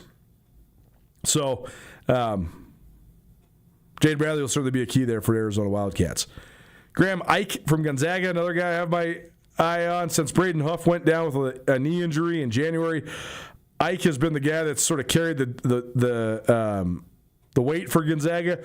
Since Huff went down, Ike's averaged 22.5 points per game. He's averaging about 20 per game for the season for Gonzaga. The narrative around Gonzaga has been so interesting because when I was a kid, like late 90s, early 2000s, when Gonzaga went on their runs, it was such Cinderella runs, right? But then they started stacking them up, and they went from Cinderella to juggernaut. And now, it used to be when Gonzaga made it to the Sweet 16, it was a great story. Now, if Gonzaga doesn't make it to the Elite Eight, it's an abject failure. They're one of the only schools that has experienced that arc. And so they have some pressure coming in this year as a 3 seed.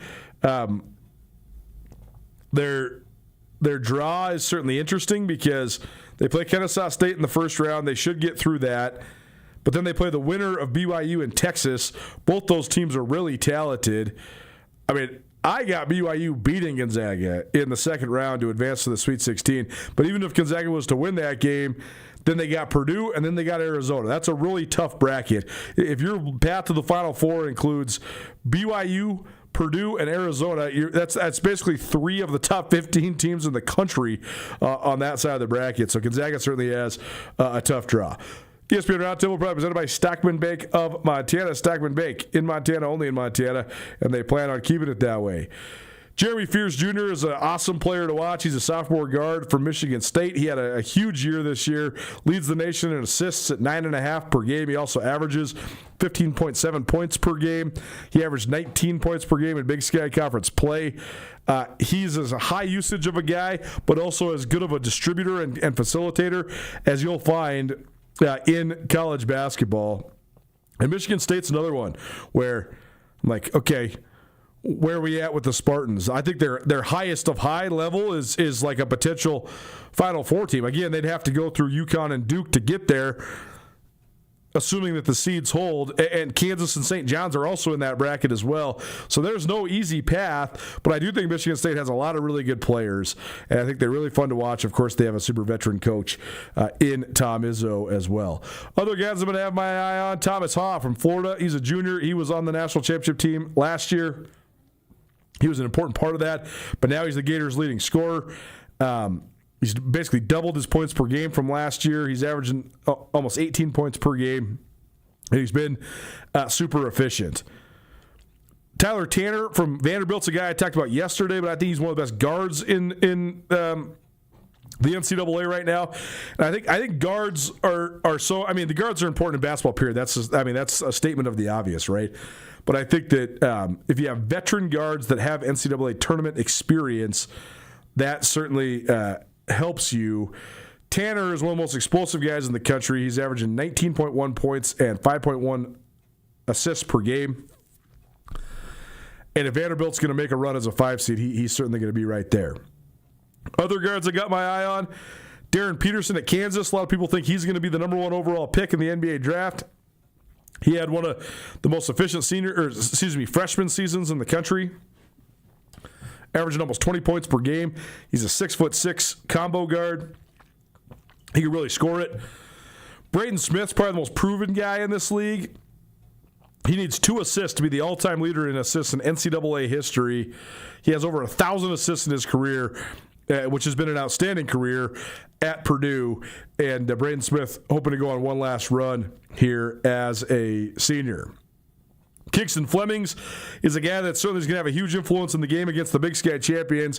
Flemings is a freshman from Houston. He averaged 16.5 points and 5.3 assists per game so far this year. And that's going to be a really tough matchup. I mean, all the matchups for Idaho are going to be ridiculously tough, but that's certainly going to be one of the big ones. LeBaron Fillon Jr. from Alabama is a guy to watch. He hasn't shot it that particularly well, but he is projected as one of the top picks in the NBA draft. He is an explosive guard. I mean, again, it's the guards, right?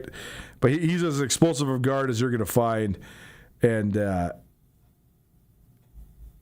Alabama's going to put a lot of pressure on people because they love to get up and down. They love to shoot it. And they're going to shoot a ton of threes. If they hit a bunch of them, they're going to be tough to beat. Darius Akoff's my favorite guard in the tournament. I think, to me, he's the best guard in America. He's averaging 28 points per game for Arkansas, and he's absolutely rolled.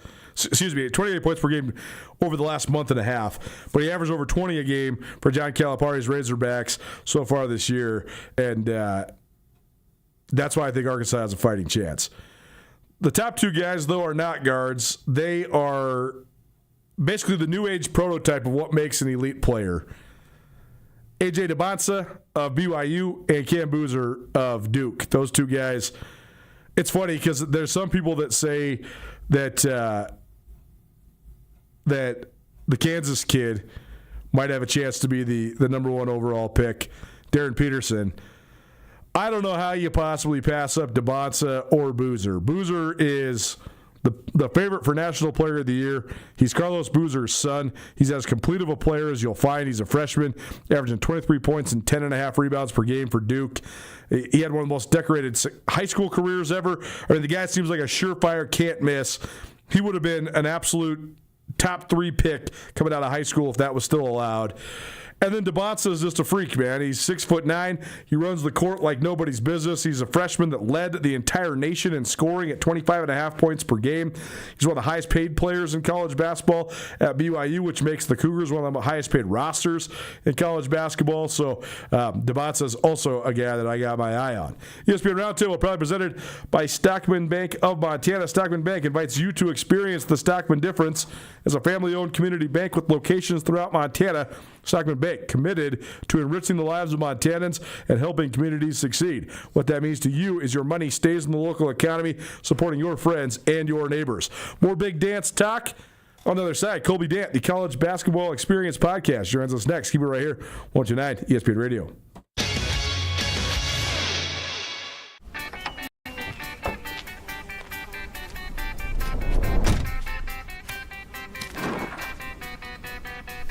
What do you expect me to say to her? She's getting married in 30 minutes. We're doing everything we can. John, can you hear me? John?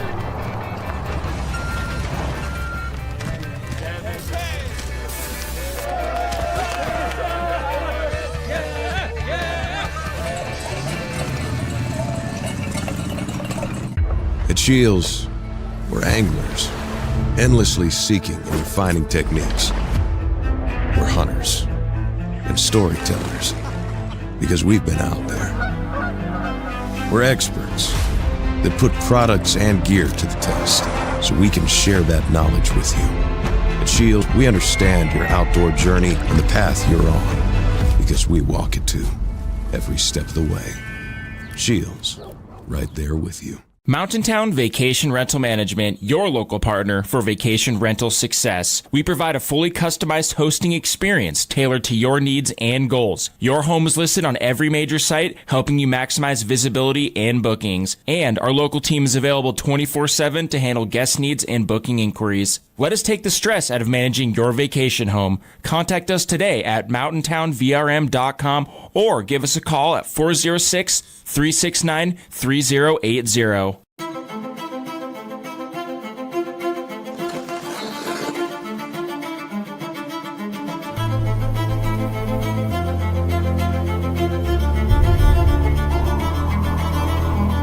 The rare moments in life, they're not just few and far between. They're meant to be treasured.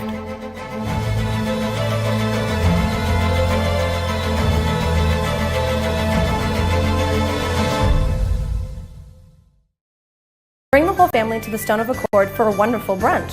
From traditional comfort food to eclectic specials, there's something for everyone to enjoy. And it wouldn't be a proper Missoula brunch without an Irish coffee and a mimosa. The Stone of Accord, Irish fare with Montana flair. Restaurant, liquor store, and casino. At the Stone of Accord, we use the freshest ingredients to create our homemade traditional Irish classics, fresh salads, and creative specials. Come enjoy our warm, family-friendly atmosphere. The Stone of Accord, Irish fare with Montana flair. Restaurant, liquor store, and casino.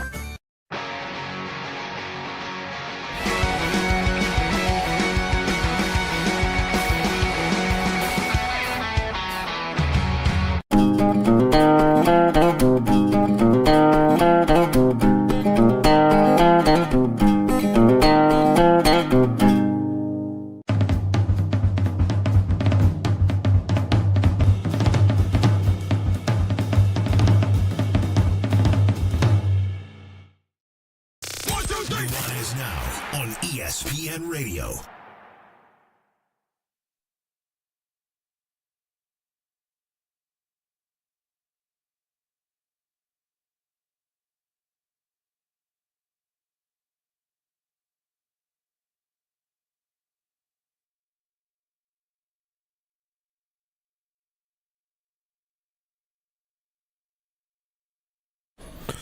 Welcome back.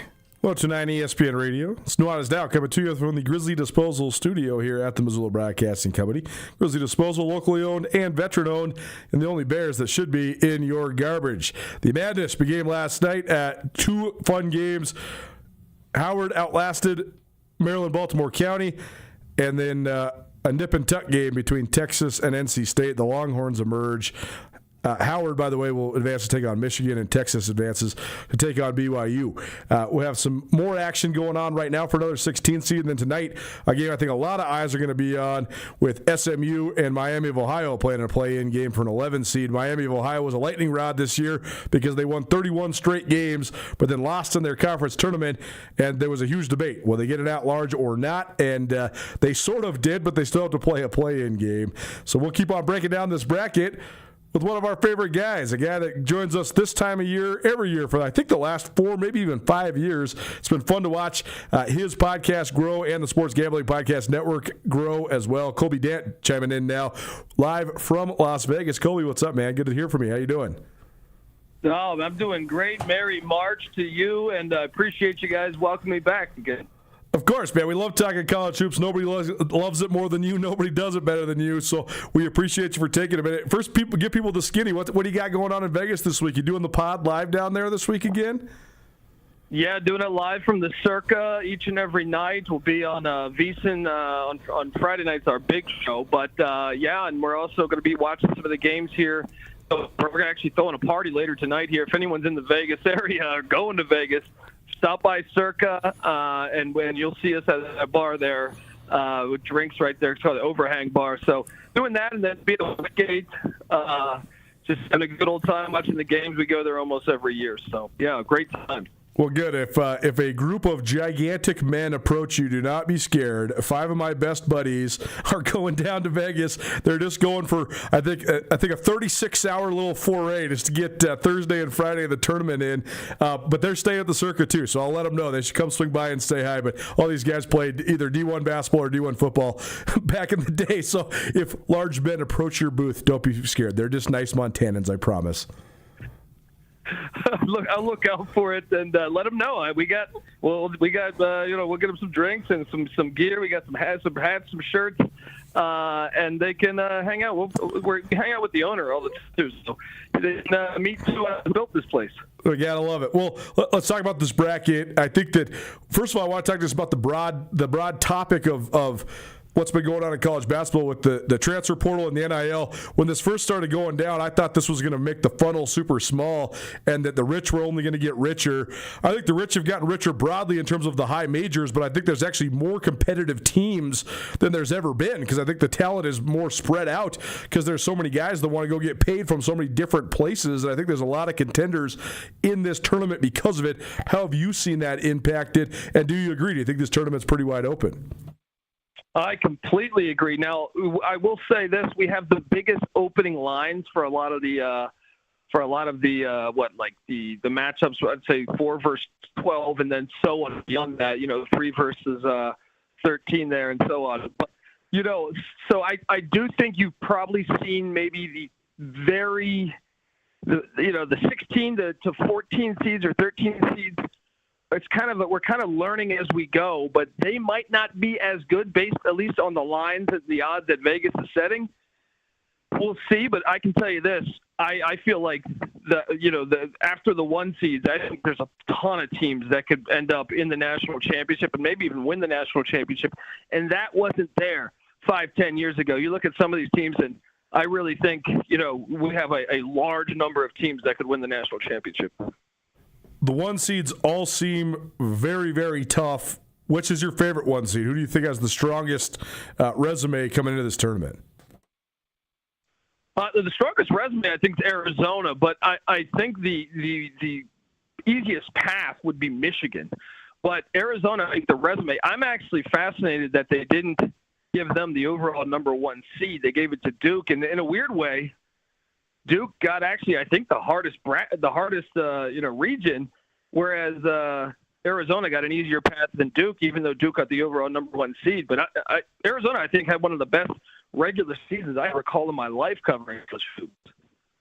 What do you think makes them so good? Because I agree with you. I mean, they navigated the Big 12 pretty seamlessly.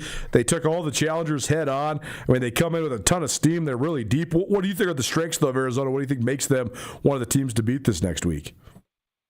I would say, the defense. One of the things is the defense is surprisingly, I think this is Tommy Lloyd's best team. The freshmen have emerged as well, but I would say they're tougher than the other Tommy Lloyd teams we've seen. Arizona, for whatever reason, Tommy Lloyd's had his issues in March, and we'll see if this will carry on or he can finally rally and get past and make a deep run into March. But I just think they have multiple scoring options. Before, they were kind of like a 3-point finesse team. You look at what they have now, with Burries and Jaden Bradley and Koa Pete, and just they got so many different guys, and I feel like they're just a mentally tougher team. Maybe it's playing in the Big 12 and night in, night out, you're getting elite competition as opposed to when they were in the Pac-12 where it was good but it wasn't great. And maybe that's added a toughness to Arizona, but I think without question they had the best resume, the best wins, and they've been the most impressive team all year. Colby Dant joining us. The College Experience Basketball Style on the Sports Gambling Podcast Network is his podcast. He's an expert when it comes to NCAA basketball and the tournament underway. Playing games tonight, and then it gets going full-fledged tomorrow. We'll be hosting a watch party down at the Press Box tomorrow in Missoula, and then we'll hit the road, take the show to Bozeman on Friday, so please come hang out with us. At either of those two, or both of those two, if you are so inclined. I'll be down at the Press Box, start about 11 o'clock tomorrow, and then we'll be at the R-Bar, start at 1 p.m. On Friday. What about some of the other non-1 seeds, Kobe? I mean, is there anybody else that you think comes into this thing with something to prove or a chip on their shoulder or somebody that maybe you are inclined to think could make a run? I really love the Wisconsin Badgers this year, and that's one that I think can really make a run. I think they're in a nice bracket, and I know Arizona fans don't want to see Wisconsin because they've had a knack for knocking them off. I think this team, they probably have the best road wins, maybe of any team other than Arizona, with wins at Illinois and at Michigan. What I like about them, and I don't think this is being talked about enough, frankly, from a national standpoint, is Greg Gard. I've always questioned Greg Gard as a head coach really in his tenure. I didn't think he was terrible, but I just thought Wisconsin could be more. They kind of ran their program in similar vein as Tony Bennett, and that's not a shot at Tony Bennett. I'm just saying, like, they were a defensive team that would stretch out it's always 350th in pace. Just wanted to grind you out of these games, and they kind of lacked athleticism, where now he's changed up his whole identity. I feel like historically, if you were to see coaches switch their styles, it would be after they got fired or after they resigned and they stepped away from the game for a couple years. He's done this within his tenure. You look at it right now, they're a top 160 team in pace. They shoot a ton of threes. They're a completely different identity than his teams were prior. And I love the guard play that they have. Nick Boyd, who was at Florida Atlantic when they went to the Final Four, was a key get in the portal. You mix him with John Blackwell and a couple other guys they got, like Braden Carrington. And I think for me, I love guard play in March. It always travels so far. I look at that. I look at the way Greg Gard's team still can play decent defense. I think they're a dangerous team in this tournament. Let's talk guards then, because I just did my 20 players to watch, and I feel like 3/4 of them were guards, because that's how it goes this time of year. If you got savvy veteran guards that have been in the tournament before, I think it can carry you far. Who are some of your favorite guards in this tournament field? Well, I mean, you got to start off with Acuff for Arkansas, who you can't. The guy's phenomenal. I mean, I know everyone's talking Darren Peterson, and he's phenomenal too, even though, like, it's hard to get a read on his motivation and if he's going to play. But with Acuff at Arkansas, you can see Calipari. It reminds us in a way of like Russell Westbrook or some of the other great John Wall. I know he had Wall. He didn't have Westbrook, but he's just been unbelievable, and especially as the season goes along. The only thing I would say is, do you worry still about Arkansas and their youth, because they are young, but man, has he been impressive. But that's one right there that I think is you have to start with him as the best guard in the country right now. I like Flemings at Houston. I think he's a complete beast that's going to be in the NBA and probably a top 10 pick in a couple months here. And one of the guards I'll give love to is Dominic Daniels of Cal Baptist, a small little school in Riverside, California. If you've had a chance to tune into this guy, he's had, I think, 11 games over 30 points. He's playing Kansas and Peterson, and look, that game's in San Diego. Cal Baptist, never been to the NCAA tournament. I think some of that enrollment might come down there, and he's born and raised Southern California, so it should be fun to watch him against the Kansas Jayhawks and Bill Self in such a blue blood. What do you make of Kansas? Because they had some high water marks this year, but they got absolutely destroyed by Houston in the Big 12 tournament. So, sort of limping into the NCAA. What do you make of just the momentum or lack thereof that they take into this tournament? Yeah, I have my question marks. I don't have them losing in the first round, but I just wonder about the state of the program. I just watched the video with Hunter Dickinson talking about how he wasn't motivated. he felt like it was a job at Kansas, and frankly, it was a job because you got paid $1 million, Hunter Dickinson. But, you know, he talked about the culture, how no one wanted to be there. I think you're having a lot of these coaches, and it's probably why a lot of great coaches have gotten out of the game. They're having to adapt to this, and I question the culture. You look at it, since they've been able to pay players, Kansas has not been amazing in the NCAA tournament, and I think you could even say the culture seems a little bit off there. So I'm a skeptic about a deep run, especially when you look at you know, where they're at in potential matchups against Duke and St. John's and Tom Izzo and Danny Hurley. So I am a skeptic. I think they can get a game or two, probably just one, actually, the more I think about it. But, yeah, I think it's an interesting time for Bill Self. Colby Dant joining us here on Nuanez Now, 102.9 ESPN Radio. He's co-host of the College Basketball Experience on the Sports Gambling Podcast Network. How about Purdue? They had such high expectations coming into this year, and then they were sort of up and down, and they had a big skid towards the end of the regular season, lost 4 out of 6, but then they righted the ship and ran the table in the Big Ten tournament and beat Michigan, so they take a ton of momentum in. What side do you believe more? Like the sort of the overall sample size we have with the Boilermakers, or the fact that they played so well over the last week or two? Yeah, I guess I'm kind of in the middle. Obviously, I like the guards with Smith and Lawyer, but I do think the team has some issues. I do think they lack some athleticism, and they haven't been great defensively this season. So I kind of think they're better than what we saw for the course of the season, but I don't know that they can sustain the level they're playing at. Especially, one thing to note is if Missouri is able to beat Miami, which I have them beating Miami, that game is in St. Louis, and then Purdue would have to play Missouri in St. Louis, which I think is a dangerous matchup because Dennis Gates has a dog in the state of Missouri, has been fantastic in his time there as the head coach of Missouri. So I think that's a dangerous game. But overall, you know, I do think they're probably a little bit better than what we saw for the course of the season. But I don't have them going extremely far. But I guess I wouldn't be shocked with the guards they have. They have really good guard play. I just think if they run into an athletic team, there could be some major issues.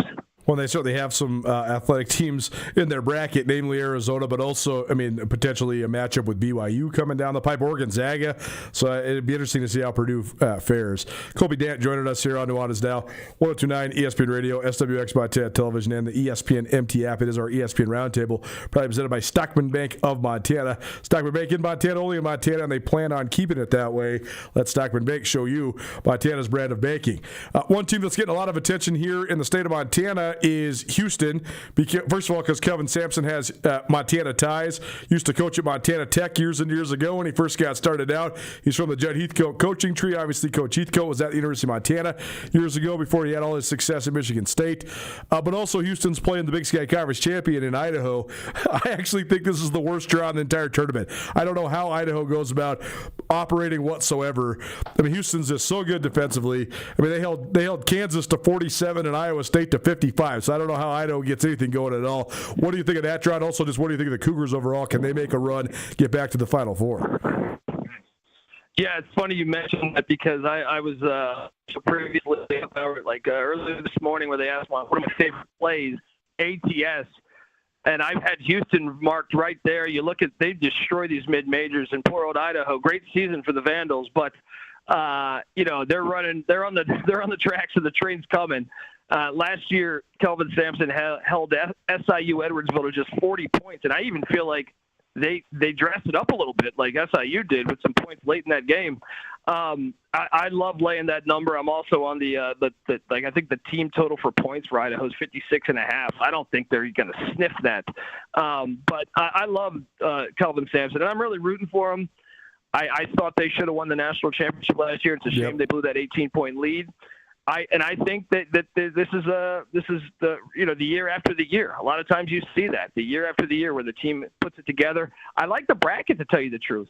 You know, you look at it. I think they're probably going to be playing St. Mary's, but even if it's Texas A&M, I don't think they should have a problem after that.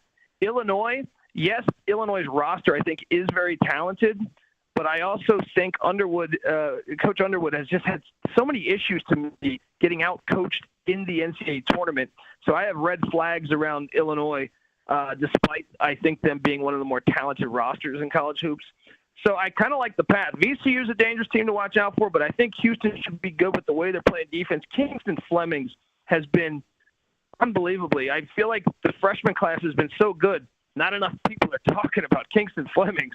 But you mix him with the veterans they have in Uzan and Sharp and Tugler, and I think they're a really good team. And I look forward to the potential rematch of Florida. But I even like the fact that Florida has to play Vanderbilt potentially before Houston. They might not even play Florida, Houston that is, because Vanderbilt, if you really get into it, Vanderbilt, they're 1-1 against Florida this year. They probably should be 2-0. They blew a lead in the first matchup. I think Mark Commodores actually match up pretty well against Florida. Saw them the tournament and beat them bad. I think that's a danger game if the teams run into them. So I think I got Houston coming out of it. They're my national champion for this year. I think they're going to get there at least Final Four. Obviously, in the Final Four, you're probably going to be going up against teams, great coaches. Anything can happen. But I have them as my national championship in my bracket. Colby Jack joining us here on Nuanez Now, 109 ESPN Radio. We'll get you out of here on this. I don't see a ton of crazy upsets in the first round. I mean, I like Missouri over Miami, as a 10 seed, just because I think that, like you said, that game's in St. Louis. I think Missouri's pretty good. UCF over UCLA is a 10-7 that might be a little bit spicy. I just don't really see a ton of other ones, though. Is there any matchup you're looking at that you're thinking, okay, that one's you got to be leery of? Maybe that one's where you can find an upset special. Any first round games that you really like with a double-digit seed?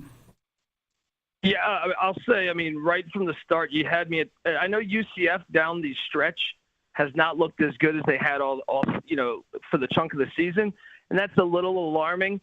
But I bought a Final Four ticket on them a while back, and one of the things I like is they're the oldest team in college basketball. And if you look at really since we've started to be able to pay players – and the transfer portal's gone crazy. These older teams, Duke is one of the only anomalies where if you look since 2021, you get to the Elite Eight. Most of the teams are incredibly old. I think I want to say I read an article earlier this year where their average age is like 21.8, so almost 22 years old.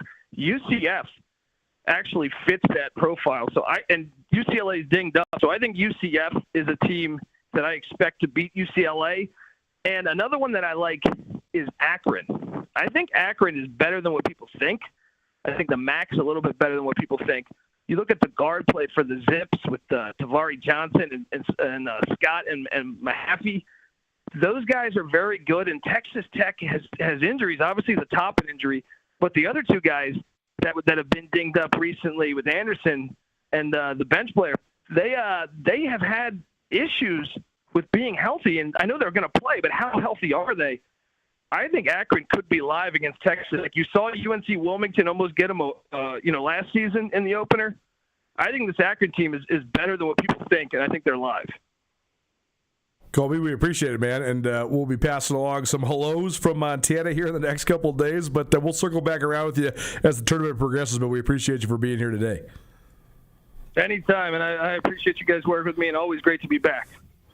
Colby Dent, College Basketball Experience, part of the Sports Gambling Podcast Network. It's a fun story. When those guys first started that, they just started sending out emails to various radio stations. And I said, well, okay. I listened to their podcast. I was like, these guys know what they're talking about. These guys are great when it comes to the college basketball talk. So I reached out to Colby and said, would you like to come on the show? He said, we'd love to. And so then they started getting exposure through us. And this is when they were first starting out. Well, that podcast has now become like a big deal. I mean, it's a real national podcast. And they do it from the Circa Sportsbook there in Las Vegas. So, pretty cool that he's continued to come on with us. And it's funny. I talked to him. I mean, we end up talking on the phone probably a total of 4 or 5 hours every March because I call him to set the interview up and we BS and stuff, and then he comes on the show for half an hour at a time, usually 2-3 times per March, and then all of a sudden you do that for a couple years. I still never met the guy.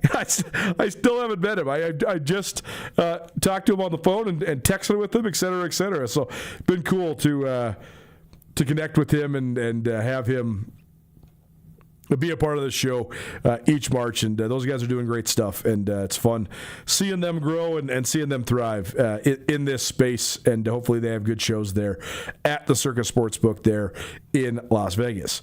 Nuanez Now, 1029 ESPN Radio.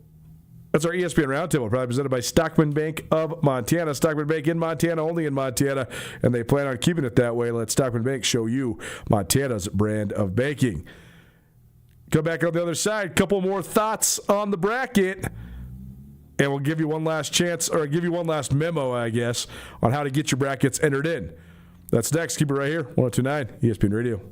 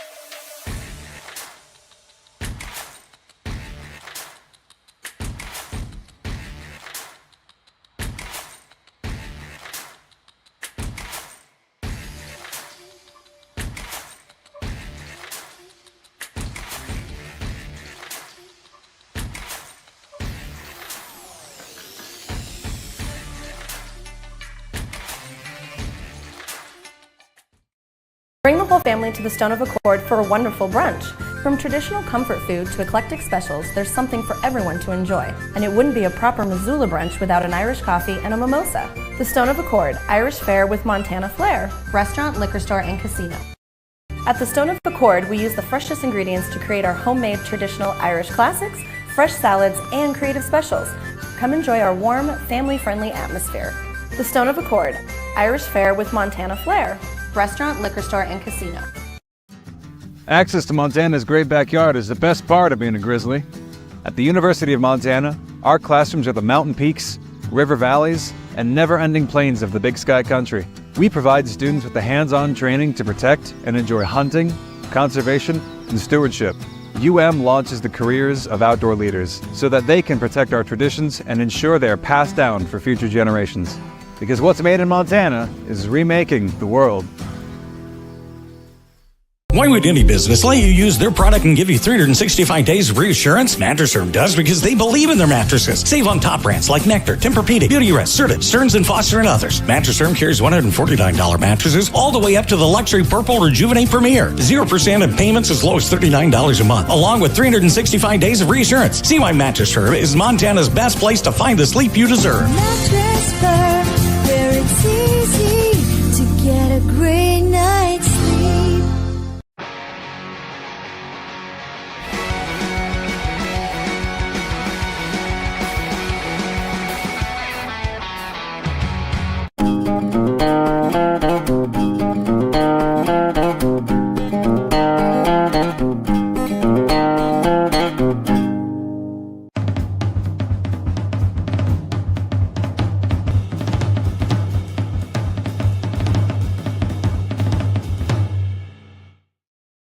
It's Nuanez Now on 102.9 ESPN Missoula.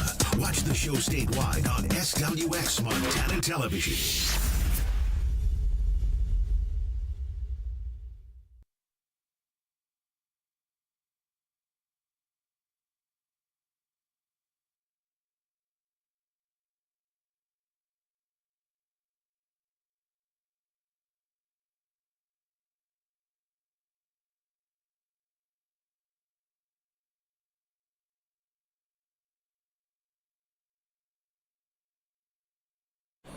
Welcome back. 1029 ESPN Radio, SWX Montana Television, and the ESPN MT app. Colter Nuanez coming to you through the Grizzly Disposal Studio. If you missed anything in the show, you can always find it on the Nuanez Now podcast, which is available on all your various podcast hosting platforms. Tons of NCAA tournament talk. Fun time of year, certainly. We also talked some football with Samuel and Kim. Jarek Wolkoff from the University of Idaho swung by to talk all things Vandals as they go double-dipping in the NCAA tournament with both games in Oklahoma. The men Vandals play tomorrow evening against Houston. That one tips at 8:10 p.m. And then you have the Idaho women playing against Oklahoma in Oklahoma City, and that one tips also late night, 8 p.m. on Friday. So certainly looking forward to seeing how the Big Sky fares. The Vandal men are 23.5-point dogs against Houston. I'd like to say I think that's right. I actually think that's low. I think it's the worst draw in the entire first round. Houston gave up 47 points to Kansas, so I don't know how Idaho's going to score very many more than that. Iowa State scored 55 or 56 against Houston. Houston's just so good defensively, so I just don't know how Idaho gets anything going. The Oklahoma women are 34.5-point favorites. That, I think, is a little bit of a stretch. I think Idaho's women will be able to hang. To cover that spread, you got to beat a team by 35. That's quite a bit. So we'll see. But certainly, when it comes to the brackets, we need you to get yours entered in by tomorrow morning. I got mine done. You go to the ESPN.com. You go to the Men's Tournament Challenge. Then search Nuanez Now ESPN MT Bracket Challenge. 2026. You got to find the 2026 version of the group. Nuanez Now ESPN MT Bracket Challenge, proudly presented by the Jewelry Design Center. We have all sorts of fun prizes for you. Everything from a $500 gift card to the Jewelry Design Center to the a whole bunch of prizes from Zootown Sports Cards. We have gift cards to the Desperado Sports Tavern and Grill, Taglieri Deli, Draftworks Brewing. I think we're going to have some prizes from D-Bat, which is a new batting cage facility here in Missoula. So please get your brackets entered in. ESPN MT Nuanez Now 2026. That's where you're going to search for it and to go get your brackets in. The first game starts at 9:57 tomorrow morning, so you got to get them in by 9:56, so you still have time. ESPN MT Nuanez Now 2026 on the Tournament Challenge on ESPN.com. Please come kick it with us at the press box tomorrow. I'll be down there watching games all day. We'll have free food and drinks, at least to a certain point. We have a tab, and once it's gone, it's gone. But certainly, you have a pretty good shot at getting free food and drinks with us if you come down sometime, especially during the day. Again, I'll be down there from 11 until probably the Idaho game. But we'll be doing Nuanez Now live from 4 to 6. Raheem Seabrook will be kicking it with us down there, co-hosting with me. And Blackfoot Communications will have us all set up. Blackfoot has been connecting people across Montana for more than 70 years with headquarters in both Missoula and Bozeman. Blackfoot has been providing steady, high-quality jobs to Western Montana for decades. Blackfoot's mission to connect people, businesses, and communities. To find out more, visit Blackfoot.com or come to our watch party tomorrow all day long, 11 a.m. till 6 p.m. tomorrow. We will see you then. This has been Nuanez Now, 102.9 ESPN Radio.